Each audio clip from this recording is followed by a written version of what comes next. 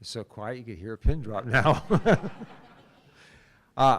We are really excited today. We're going to do something that we haven't done in 19 years, and we've got a program that we're excited to introduce you to and kick off, the Kingdom Opportunity. About 16 months ago, Alan Pott and John Tumanel and I were riding up actually to Harbor Ministries event that they had up at Estes Park. And on the way up to that event, I shared an idea with those folks in the car, and about 4 months later, Alan called me and said, "Hey, do you mind if I run with that idea?" And so I said, great. And Alan and his team, he put together an incredible team. He'll tell you all about them and introduce you to them. Have done an unbelievable job the very first year of Kingdom Opportunity. So, Alan, you want to come up and share Kingdom Opportunity with us?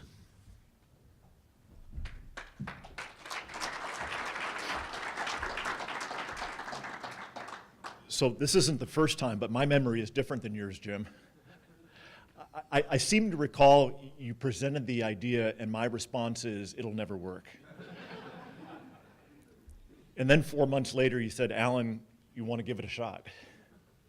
So nevertheless, here we are, Kingdom Opportunity. Now, some of you may have seen some of the videos before we started, or the emails that went out. Shark Tank. Who's familiar with the Shark Tank?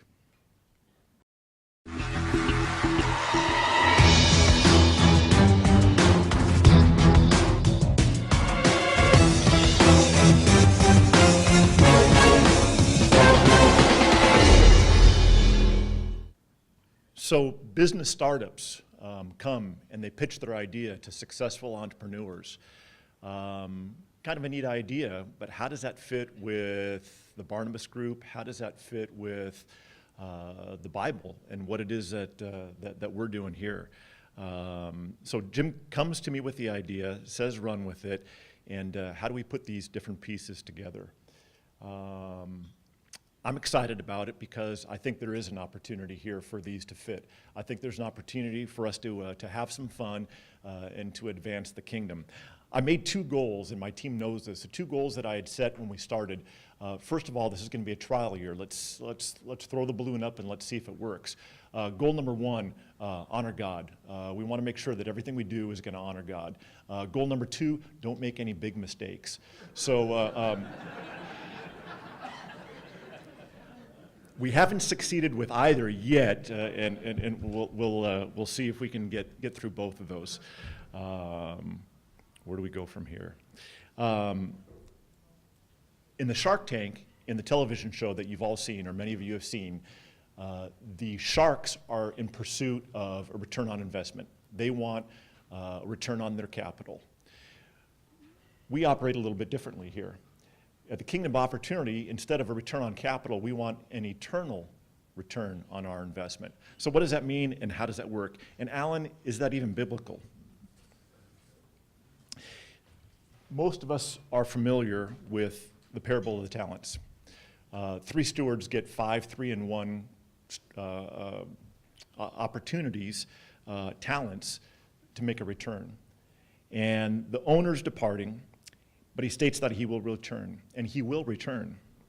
There's a universal application to all mankind. From the time of creation, each individual has been entrusted with resources, time, talent, and material wealth. Everything we have comes from God and belongs to him.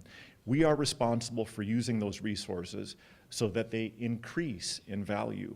Yes, we are accountable to the Lord for the use of those resources, and he demands a return on his investment. The pursuit of eternal ROI is, in large part, an application of the parable of the talents. So, where do we go from here? The next step was to put together a team. If we're not going to have sharks, we are going to have investors. And the word was put out that we're looking to put together this team. Not by my doing, but by God's. He put together an incredible team, starting with Steve Bray, and I want to introduce the Kingdom investors now. Steve Bray was our first investor, and this is alphabetical order. He founded his business in Power Plus in 1984. In addition, he founded Giving University in 2005. Barnabas member since 2001, graduated the master's program in 2003, married to his wife Nancy for 37 years, 4 kids, and a dog named Skipper. Many of you know Steve, but unfortunately Steve is traveling and is unable to make it here today, but Steve was a great aspect to the program. Andy Kang. Andy, come on up, please. Andy is passionate about comprehensive wealth management. She founded Crown Wealth Management 21 years ago with the goal of making a lasting and significant impact within her community. The trademark tagline for her business is "Live abundantly, give generously," which displays her overarching life philosophy. She has served most recently as chairperson of the president of the Financial Planning Association of Orange County and is now serving on the National Board of Advisors in Philanthropy. She's been a member of the Barnabas for the last 3 years. John Lind. John has invested over 40 years in philanthropy. As a senior advisor to ministry leaders and high-capacity donors, John founded Lind & Associates to assist in those achieving maximum ministry impact. John works with a variety of clients both nationally and abroad. John has been a Barnabas member for the past 5 years, and he also serves on our board. Dana Haines.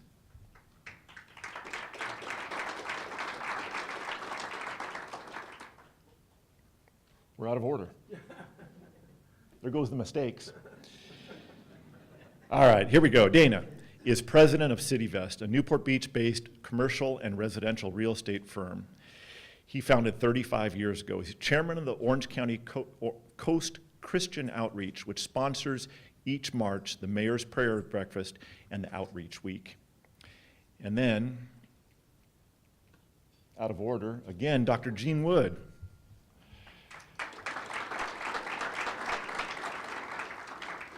Gene has invested 30 of his years of his life as a pastor. He's chaired multiple mission and denominational boards. He was featured speaker and author on the topic of turnaround for Christian ministries. 8 years ago, Gene founded Word for Asia Consulting. Today, Word for Asia clients collectively comprise the largest platform of legal Bible-related work in the mainland China. Gene has been a Barnabas member for the past 5 years.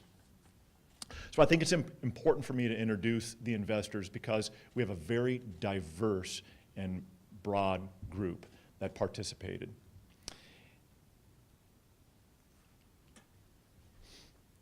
Now, the process, approximately mid-year, we reached out and started looking for ministries. Upon our initial search, we received over 40 applications. 40 applications were requested, of which 33 ministries actually completed the multi-page application. Now we've got a problem. We've got 33 ministries that have applied, and how do we vet through these and come up with a finalist? Has anybody ever tried to drink from a fire hose? Well, interviewing 33 ministries over a period of a number of days is somewhat like drinking through a fire hose. We went through a very rigorous process over multiple days, and we took the 33 ministries and through an evaluation process, much discussion, and many long hours, some late nights, we were able to whittle down the 33 down to 11. That's a difficult process, and we came up with 2 problems in the very first day. Problem number 1 was it was clear that this is going to be a very difficult decision because we've got some tremendous ministries that are doing some great work in the kingdom. Problem number 2 was we're going to run out of money really quick. And the reason for that is they all deserve funding. And in our initial year here, we didn't raise near enough funds that we'd like to be able to give out to everyone. But nevertheless, we got through those problems, got through the 33, and narrowed it down to 11. And those 11 ministries, many of them are here today, including the 5 finalists, which you're all going to hear from in a few minutes. But before that, what I want to do is highlight to you the semifinalists. And many of them are here now, standing over to my side. Starting with the cause, we've got Morgan Funke. Morgan. Fish for Life, Jim Holden. Journey to Jericho, Joshua Tomasek. You heard from him earlier. And Lamplighter Ministries, Mark Hamby. Mark brought some materials here, but I encourage any of you and all of you that if you've not met with them before, take a minute afterwards and meet some of the ministries that made it to our semifinalists. In addition to that, we have a prize for them and for all others that participated. Earlier, you heard from Russ Klein. Russ is a member who leads our coaching program, and he's going to be leading some of the organizations in a series of seminars next year, exclusively for them and other members, where we're going to be looking to advance them with the leadership and some of the expertise that the Barnabas Group has. So we look forward to that next year. Thank you, Russ, for your participation there. We've got 5 ministries to get through. Lionheart, I apologize. Lionheart and Wells of Life weren't able to make it today. A couple of wonderful ministries that we've heard from here as well previously. So that being said, we've got some money to give out. And this year, you can see the prize money that we're going to be awarding this morning. First place, $25, $15, $10, $5, and $2,500. Totaling, we're giving away nearly $70,000 this year. So we're excited to do that. And should this work out, maybe next year, we can have additional investors and grow that.